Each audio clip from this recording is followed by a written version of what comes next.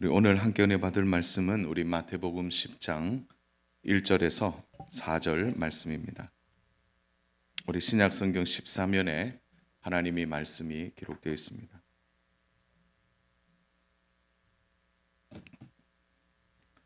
네, 1절부터 4절 말씀입니다. 우리 찾으셨으면은 우리 천천히 함께 말씀 합독하겠습니다. 예수께서 그의 12 제자를 부르사 더러운 귀신을 쫓아내며 모든 병과 모든 약한 것을 고치는 권능을 주시니라. 12 사도의 이름은 이러하니 베드로라 하는 시몬을 비롯하여 그의 형제 안드레와 세베대의 아들 야고보와 그의 형제 요한, 빌립과 바돌로메, 도마와 세리마테, 알페오의 아들 야고보와 다데오, 가나안인 시몬 및 가룟유다, 곧 예수를 반자라. 아멘. 오늘 우리가 함께 읽은 말씀을 가지고 우리가 먼저 해야 할 일, 선교와 전도에 대해서 오늘 말씀을 함께 나누고자 합니다. 최근에 우리나라 여권 파워가 세계 위위라는 보도가 있었습니다. 우리나라 여권을 가지고 무비자로 갈 수 있는 나라가 193개국이라고 말합니다. 놀라지도 않으시네요. 이거는 거의 다 갈 수 있다는 겁니다. 이것은 우리나라의 경제력을 이제 나타내는 것도 하고 동시에 우리나라 국민성이 얼마나 좋은지도 세계인들에게 각인되어 있다 이렇게 말할 수 있습니다. 그러면 좀 궁금해지는데요. 북한은 몇 개 나라 정도 갈 수 있을까요? 최근에 조금 늘었다고 그래요. 42개국을 갈 수 있는데 그러나 전 세계의 80% 나라는 지금도 심사를 합니다. 왜냐하면 우리나라와 전혀 다른 상황의 나라라는 것을 인지하고 있기 때문입니다.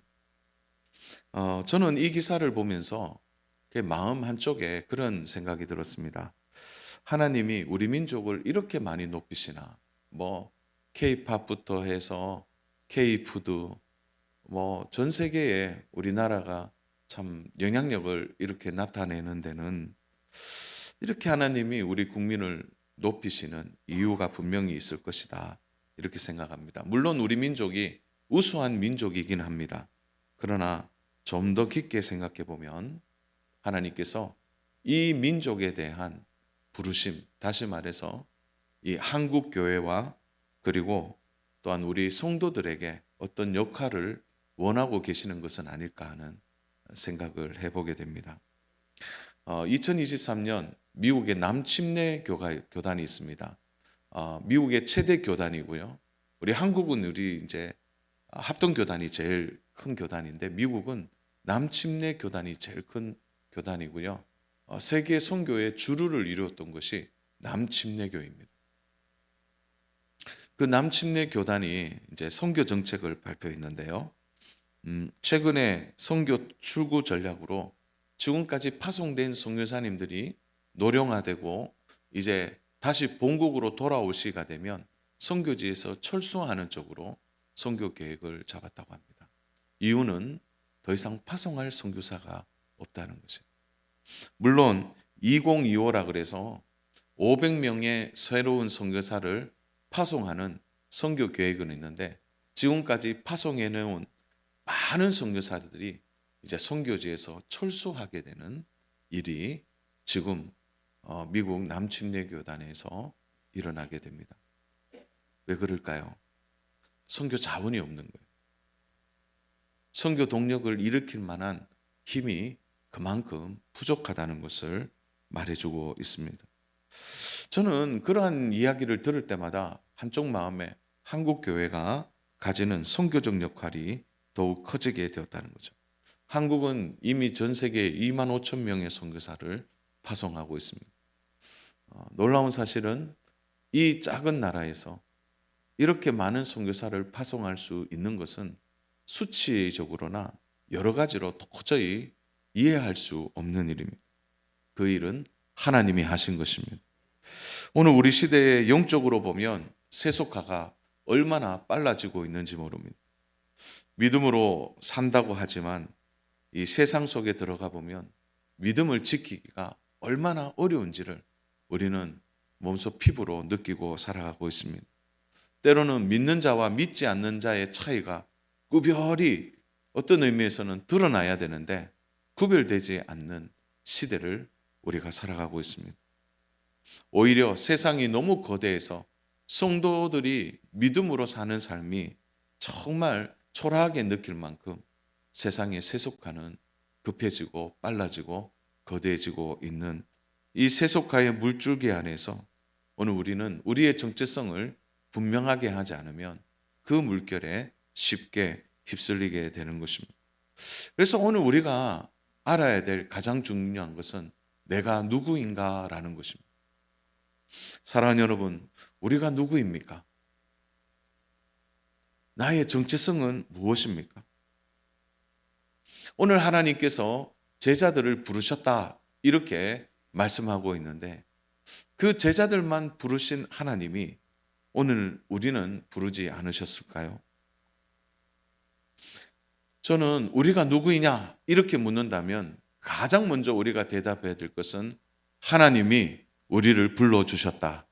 그러한 의미에서 우리는 성도라는 말을 사용하고 있는 것입니다.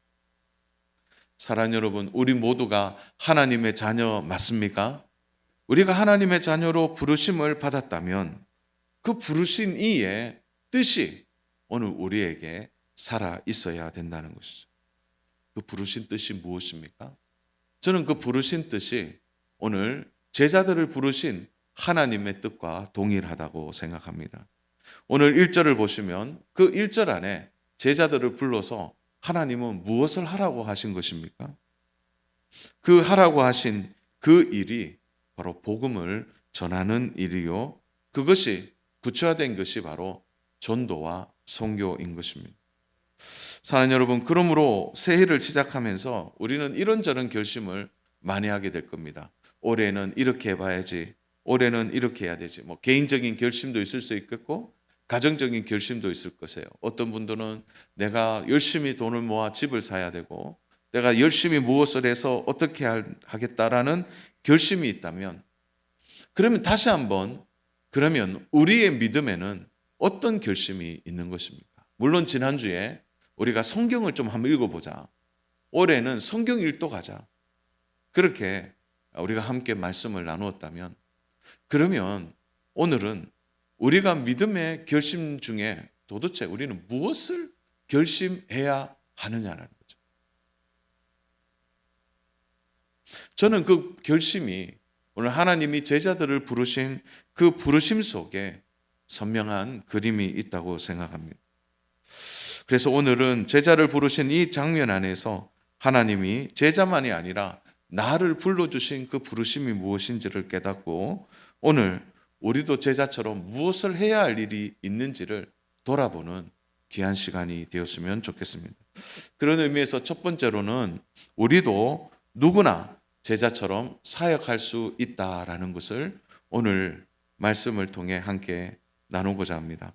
사랑하는 여러분, 오늘 본문에 나오는 이 제자들을 보십시오. 2절부터 4절까지 보면 12사도의 이름은 이러하니 베드로라 하는 시몬을 비롯하여 그의 형제 안드레와 세베대의 아들 야고보와 그의 형제 요한, 빌립과 바돌로메, 도마와 세리마테, 알페오의 아들 야고보와 다데오, 가나인 시몬 및 가룟유다 곧 예수를 판자라.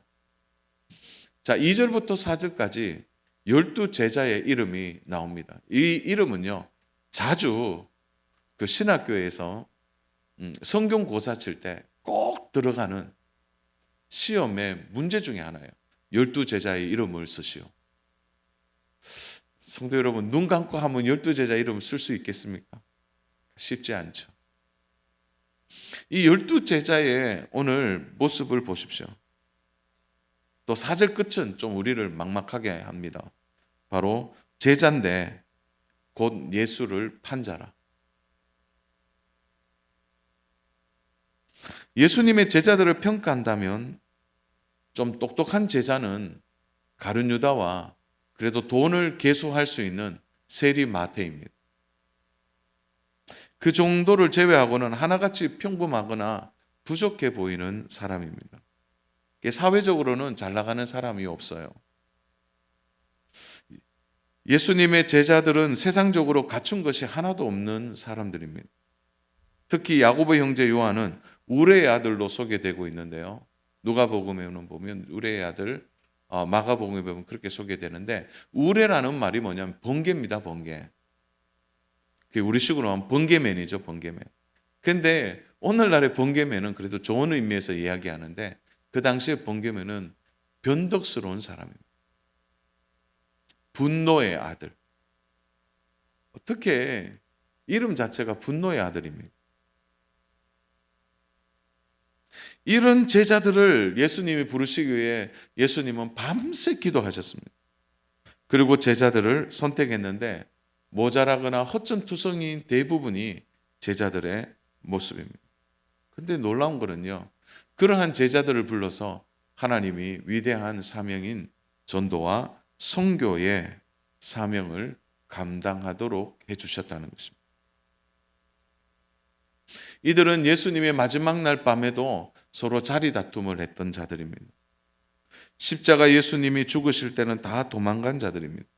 그런데 어떻게 이들이 하나님의 위대한 전도와 선교의 일을 감당하게 되었고 교회의 사명을 감당할 자로 그들이 세움을 받았느냐라는 거죠. 사랑 여러분, 하나님이 우리를 부르실 때 후회했을까요? 그래서 하나님의 부르심에는 후회가 없습니다. 믿으십니까? 하나님 우리를 불러주실 때 모자라냐, 똑똑하냐, 잘났느냐, 아니면 허점투성이냐, 실수투성이냐, 그거 하나님 안 보신다는 거예요. 하나님이 우리를 부르셨다라는 그 부르심이 중요한 것입니다. 부족함과 연약함에도 예수님은 제자들을 불러주신 것처럼 오늘 우리도 불러주셨다는 것입니다. 우리는 언제부터인가 하나님을 믿고 난 뒤에 마음에 부담을 갖고 살아요. 아유, 나 같은 사람이 하나님이 나를 불러서 하나님 자녀 삼아 주신 것은 맞는데 내가 뭐 교회 일을 하기에는 많이 부족하고 내가 그걸 뭐 전도하고 선교하는 것도 나는 한참 모자란다. 그런 마음과 생각의 부담들이 오늘 우리 속에 있는 것입니다. 사랑 여러분, 오늘은 우리는 이 본문을 수없이 되뇌어서 봐야 합니다. 우리처럼 부족하고 연약한 이들에게 하나님이 주신 메시지가 무엇입니까?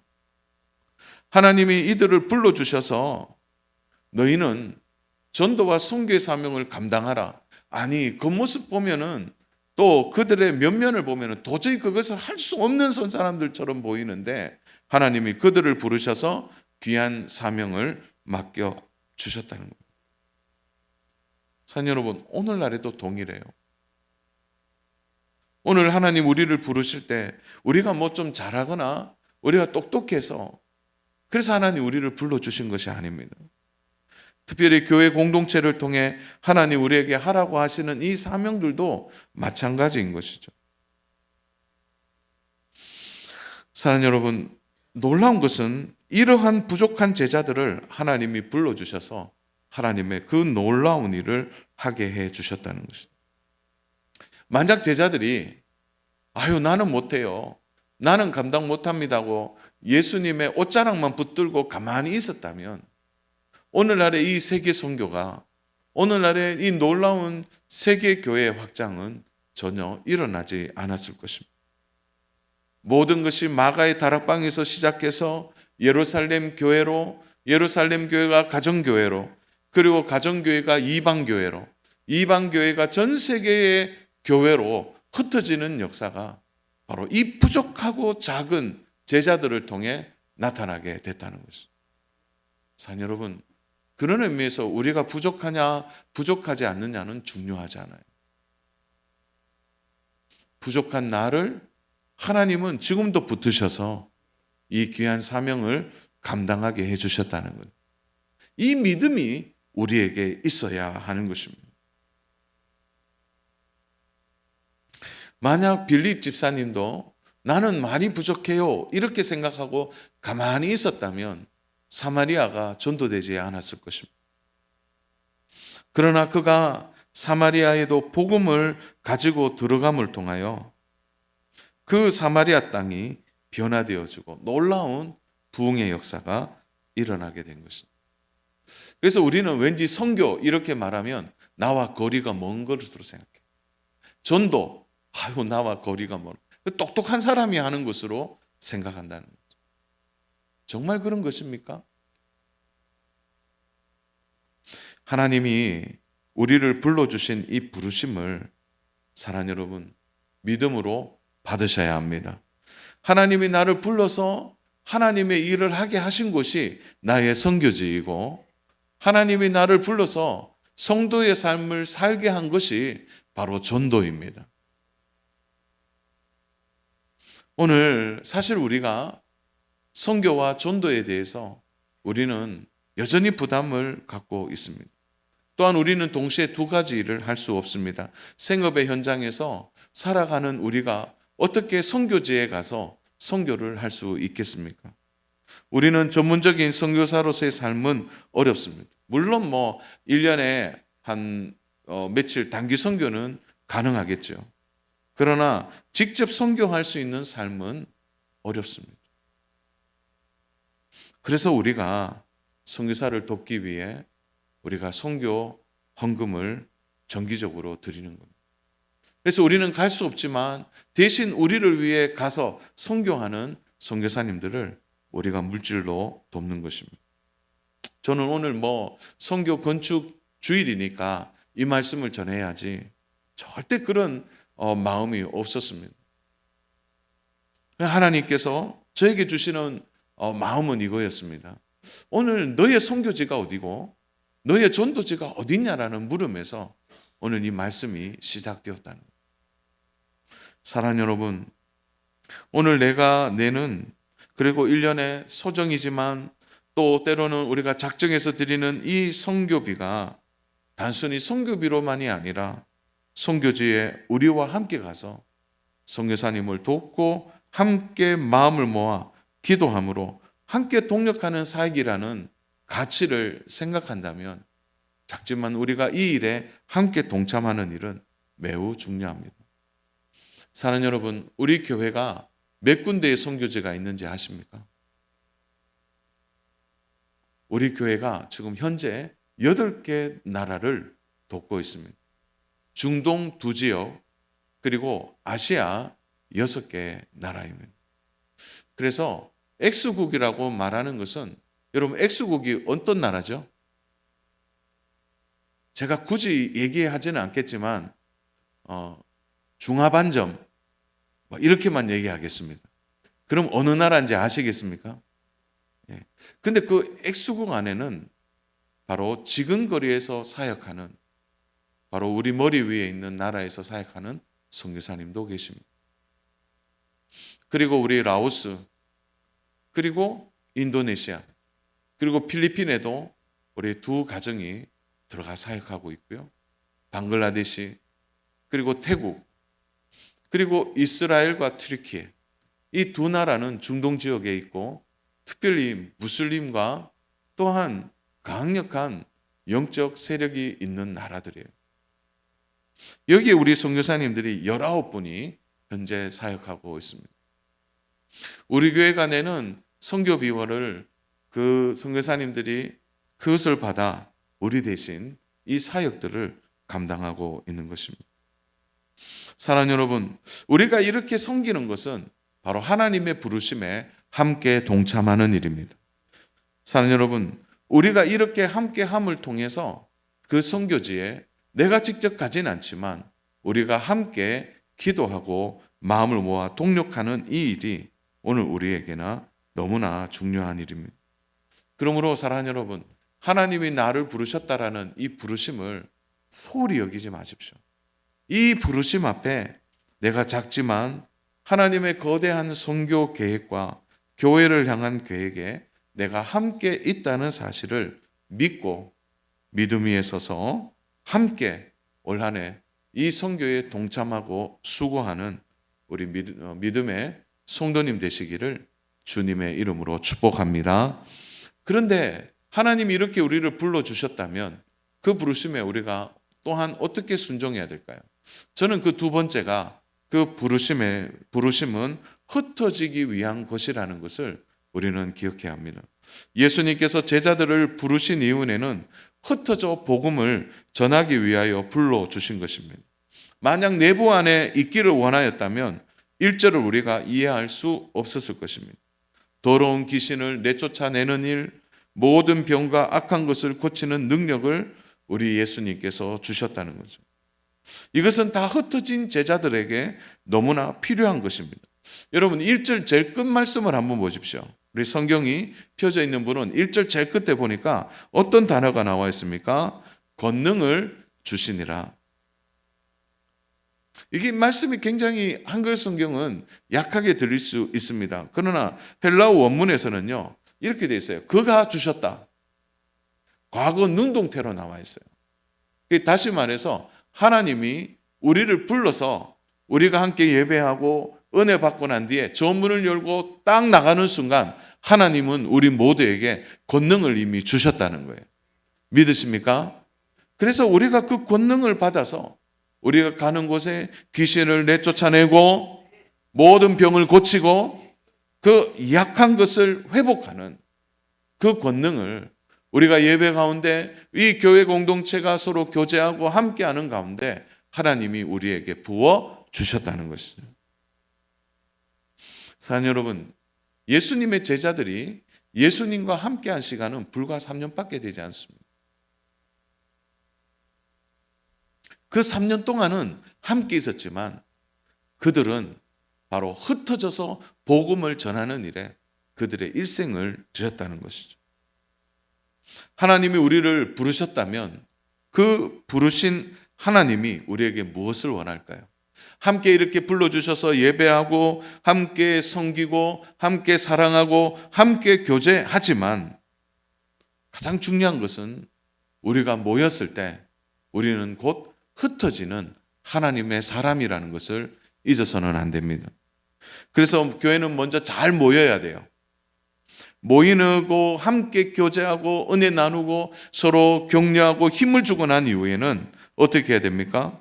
바로 영적으로 무장하고 예배를 드리고 난 이후에 세상으로 흩어져야 합니다. 계속 모이기만 하면 주님이 원하시는 교회가 되지 않는다는 거죠. 사랑하는 여러분, 오늘 우리 시대에도요 두 교회가 존재한다는 것을 기억하셔야 돼요. 어떤 교회는 성을 쌓는 교회가 있는가 하면 어떤 교회는 길을 내는 교회가 있는 것입니다. 사랑하는 여러분, 하나님이 우리를 부르신 것은 흩어질 곳에 대하여 말씀하시는 것과 똑같습니다. 우리가 모여서 예배를 통하여 은혜를 받고 그 은혜를 받아 우리 안에서 터져야 되는 게 아니에요. 그 은혜를 받고 우리는 나가야 되는 것입니다. 흩어져야 된다는 거죠. 어디로요? 가정으로, 일터로, 이웃으로 흩어져야 되는 거예요. 저는 우리 교회가 성을 쌓는 교회가 되지 않기를 원합니다. 함께 모여 은혜 나누고 난 뒤에는 우리끼리 좋다 얘기 안 해요. 흩어져야 돼. 우리가 있는 곳곳의 선교지를 향해 나가야 하는 것입니다. 서두에 우리나라 여권 파워가 2위라고 했는데 그 한없는 하나님의 은혜이죠. 근데 하나님이 그 은혜에만 머물지 않고 한국 교회에 큰 선교의 그림을 주셨습니다. 참 놀라운 거는요, 우리나라가 가난한 시절에 해외로 많은 이민자들이 나가게 됐는데요, 지금까지 흩어진 이민자들이 외국에 간 이제 디아스포라라고 말할 수 있겠죠. 180개국에 710만 명이 해외에 나가 있습니다. 작은 숫자가 아니에요. 가장 많이 흩어져 있는 유대인들, 그리고 전 세계에 가장 많이 나가 있는 중국인들.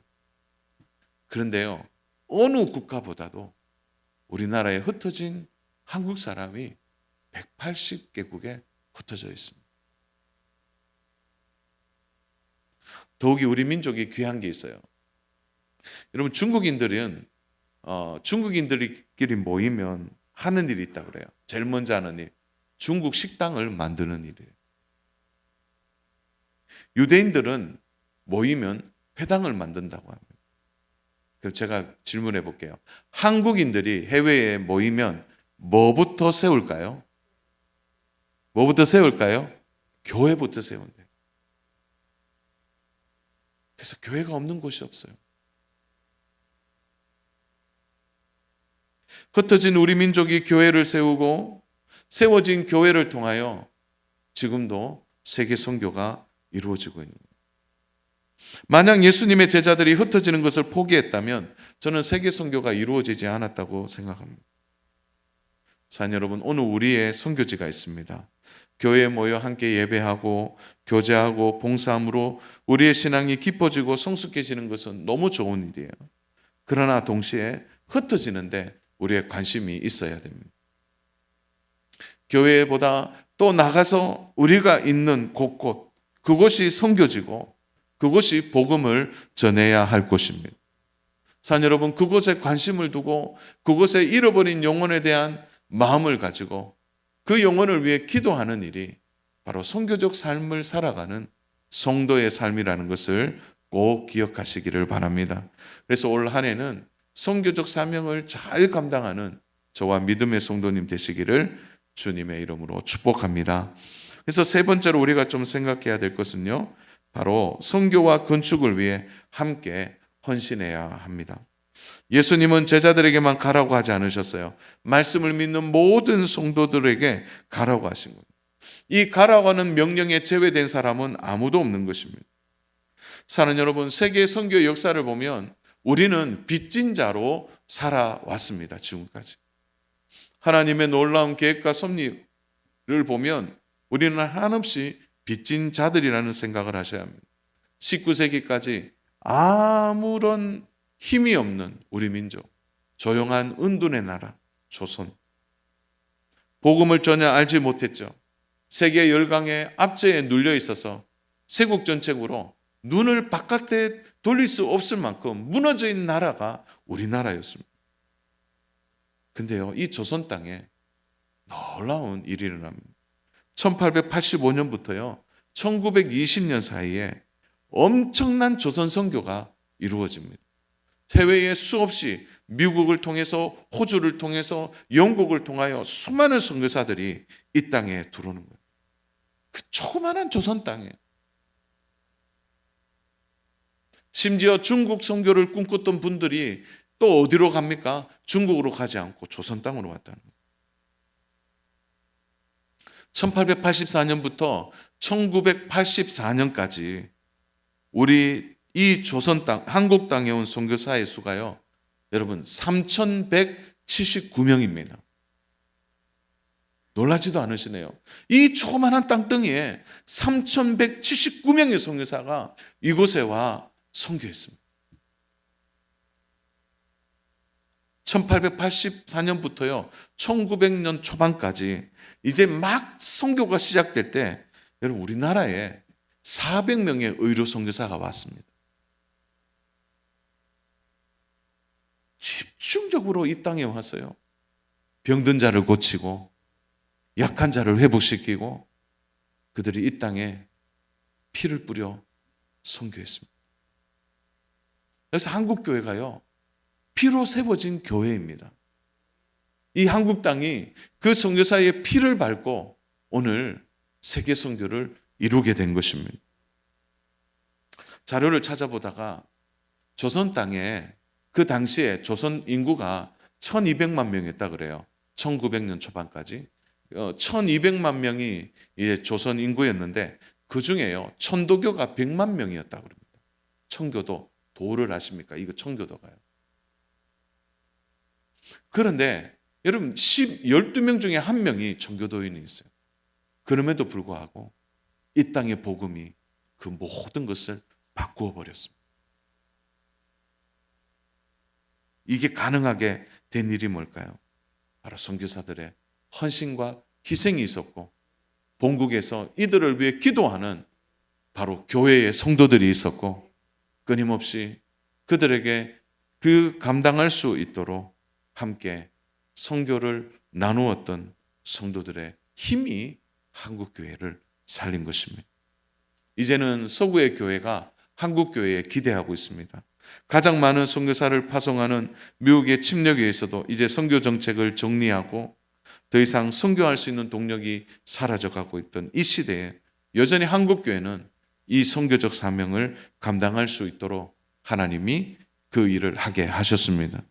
오늘 우리 시대는 신유목 시대라고 말합니다. 예전에는 목축지를 따라서 말을 타고 유목민들이 이동했습니다. 그런데 지금의 목축지는 뭐냐? 돈입니다, 돈. 그래서 지금은요, 수많은 신유목민들, 돈을 따라서 지금 이동하는 신유목민들이 전 세계에 얼마나 많이 있는지 모릅니다. 더 놀라운 사실은 돈을 따라 이동하는 이들이 지금 한국 땅에 너무 많이 들어와 있다는 거죠. 이제 한국이 신유목 목추지가 되었다고 말합니다. 저는 그들을 향한 복음의 계획들이 필요하다고 생각합니다. 예전에는요, 해외 선교만 생각했는데 이제는 두 필드가 함께 공존하고 있어요. 해외뿐 아니라 국내에 있는 이들, 이방인들 몇 명 정도 될까요? 300만 명 정도 됩니다. 불법 체류자까지 합치면 360만 명 정도. 이제 한국 교회가 풀어야 될 숙제가 여기에 있습니다. 물론 우리가 해야 할 일은 파송된 선교사님들을 돕고 섬기는 일입니다. 동시에 이제는 교회가 몇 명 보내느냐가 중요한 것이 아니라 교회 전체가 이 선교 공동체로서의 전도 공동체로서의 역할을 감당해야 합니다. 지금 우리나라에 우리 교회 안에도 캄보디아 또 중국 또 이런 분들이 지금 들어와 계십니다. 사랑하는 성도 여러분, 우리가 부르심을 받아서 오늘 교회 안에서 이 부르심에 함께 일하고 함께 동력하는 일은 너무 중요합니다. 사도행전 1장 8절의 말씀대로 오직 성령이 너희에게 임하시면 너희가 권능을 받고 예루살렘과 온 유대와 사마리아와 땅끝까지 이르러 내 증인이 되리라 하시니라. 그 부르심의 목적이 우리들에게는 분명합니다. 오늘 이 부르심의 목적을 오늘 나를 구원하신 구원의 목적에만 두지 마시고 내가 이 구원받은 하나님의 자녀로서 나도 하나님의 일에 함께 동참하는 일에 작지만 함께 동력해야 합니다. 교회를 통하여서 선교와 전도하는 일에 함께 동참해 주십시오. 함께 이 일에 기도해 주시기를 바랍니다. 저는 이 일이 그저 한두 명이 아니라 온 성도들이 선교 회원이 되고 전도 회원이 되어서 함께 이 일에 동참해야 될 줄로 믿습니다. 마지막으로 사랑하는 성도 여러분, 선교와 건축을 위해 헌신하는 것은 영혼 구원에 대하여 하나님 우리에게 주신 사명이라고 생각합니다. 열왕기하 7장에 보면 사마리아가 아람 군대의 포위를 당해서 아삭 지점까지 갔어요. 자기의 아들들을 삶아먹는 그런 기이한 일이 일어났을 때 아람의 군대가 하나님의 큰 공포와 소리를 듣게 되고 도망가게 됩니다. 이때 4명의 나병 환우들이 이제 도저히 못 참겠다. 우리가 저기 가서 맞고 죽더라도 먹고 죽자 하고 아람의 진지에 갔을 때 아람의 진지에 모든 것을 아람 군인들이 다 내려놓고 도망간 것을 보고 그것에서 마음껏 먹었습니다. 근데 그들이 곧 생각한 거예요. 이런 일이 옳지 않다는 거예요. 다시 돌아가서 좋은 소식을 전하자. 그것이 열왕기하 7장 9절에 나와 있습니다.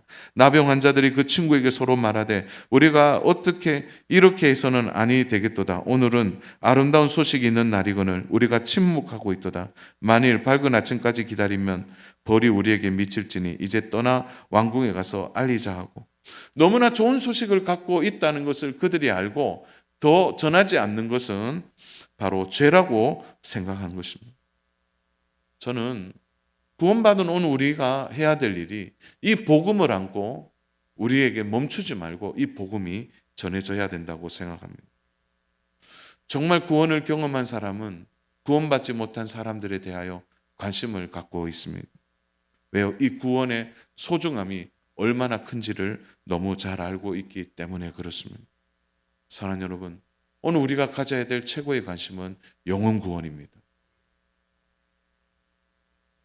무엇이 진짜 사랑일까요?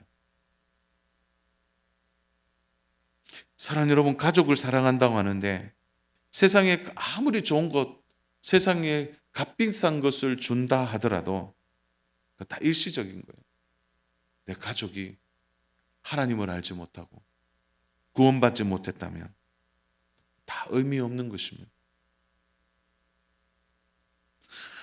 저는 여러 번 장례식에 가면서 가장 가슴 아픈 것 중에 하나가 이분이 잘 살았냐 못 살았냐가 아니에요. 이분이 복음을 몰랐다는 거.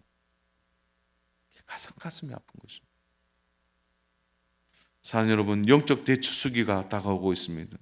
이때야말로 교회는 깨어 선교적 사명을 감당해야 되고 성도들도 함께 깨어 이 선교에 동참해야 될 줄로 믿습니다. 하나님은 오늘 우리를 부르셔서 권능을 주셨습니다. 그 권능은 전도와 선교를 통하여 일하라고 우리에게 직장도 주시고 사업도 주시고 또한 그 일을 감당할 수 있도록 힘과 지혜도 주셨습니다. 그래서 우리의 삶은 선교적 삶이 되어야 하는 것입니다. 말씀을 정리합니다. 새해를 시작하면서 이런저런 결심 많이 있지만 진짜 결심해야 될 것은 하나님의 말씀을 읽는 것입니다. 그리고 또한 세계 선교회 그리고 교회 공동체를 위하여 또 건축에 함께 동참하는 것입니다. 오늘 하나님은 우리에게 말씀하셨습니다. 선교적 삶과 함께 교회 사랑에 대하여 말씀해 주셨습니다. 저는 빨리 단기 선교의 길이 열리고 우리 성도들이 직접 선교지에 가서 함께 기도하는 일이 빨리 준비되었으면 좋겠습니다. 하나님의 부르심 앞에 내가 평생 기도하고 후원할 만한 선교지를 정해놓고 기도하는 일도 중요하다고 생각합니다. 교회가 파송 선교사를 세워서 우리 교회가 한 파송지를 두고 꾸준히 기도하고 헌신하는 일도 중요하다고 생각합니다. 그 일의 첫 걸음이 올해 내가 선교적 삶을 살아가는 여기에서부터 시작되어야 된다고 생각합니다. 사랑하는 여러분, 교회에 와서 훈련받고 교회에 와서 은혜 받고 또 교회에 와서 성도들과 교제하면서 기쁨을 누리는 여기에서 우리는 세상으로 흩어져야 합니다. 동시에 교회가 섬기는 선교지와 선교사들을 위해 적극적으로 도와야 되고 물질로 돕는 일에 함께 해주시기를 바랍니다. 하나님께서 우리 교회를 건축하게 하신 이유도 저는 분명하다고 생각합니다. 그것은 교회의 그릇을 크게 하신 것입니다. 건축한 이후에 교회가 본질을 회복하고 더 많은 주의 일을 감당할 수 있도록 건축에 남은 부채를 위해 함께 기도해 주시기를 바랍니다. 주의 사역에 함께 동참하고 하나님께서 마지막 이 시대에 우리에게 주신 이 사명을 함께 감당해야 될 줄로 믿습니다. 이제 말세가 가까웠습니다. 깨어 선교와 전도와 교회 사랑을 함께 이루고 이 사역에 물질을 드리고 기도로 동참하는 저와 아름다운 우리 농공의 가족들 되시기를 주님의 이름으로 축복합니다.